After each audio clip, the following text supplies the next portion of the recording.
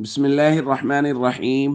عن أنس رضي الله تعالى عنه قال قال رسول الله صلى الله تعالى عليه وسلم كل بني آدم خطاء وخير الخطائين التوابون. رواہ ابن ماجہ۔ نبی کریم صلی اللہ علیہ وسلم نے ارشاد فرمایا، سارے کے سارے انسان خطا کار ہیں، اور خطا کاروں میں سے سب سے بہتر وہ ہیں جو توبہ کرتے ہیں۔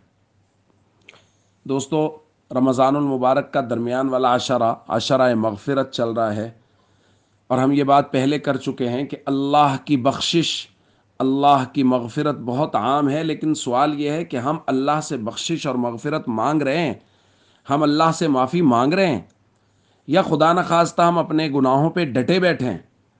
کیوں یہ بات تو طے شدہ ہے کہ ہر انسان سے غلطی ہونی ہی ہونی ہے، سوائے انبیاء کرام کے۔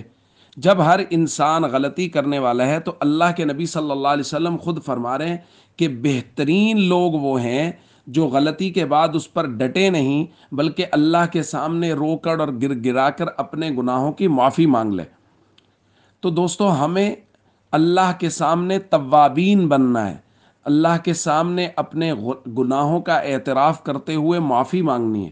اور خاص طور پہ جیسے میں بارہا درخواست کر رہا ہوں، فرض نماز کی سستی جو بہت بڑا گناہ ہے اور ہمارے معاشرے میں بہت عام ہوتا چلا جا رہا ہے، ہمیں اس گناہ سے معافی مانگنی اور توبہ کرنی ہے، اور اس بات کا عزم کرنا ہے کہ ہم خود بھی فرض نماز ہمیشہ پڑھیں گے اور اس کو نہیں چھوڑیں گے، اور اسی طرح ہم ارد گرد اپنے دوست احباب اعزاء اقرباء میں بھی کوشش کریں گے کہ ہمارا کوئی بھی رشتہ دار فرض نماز سے غافل نہ ہو۔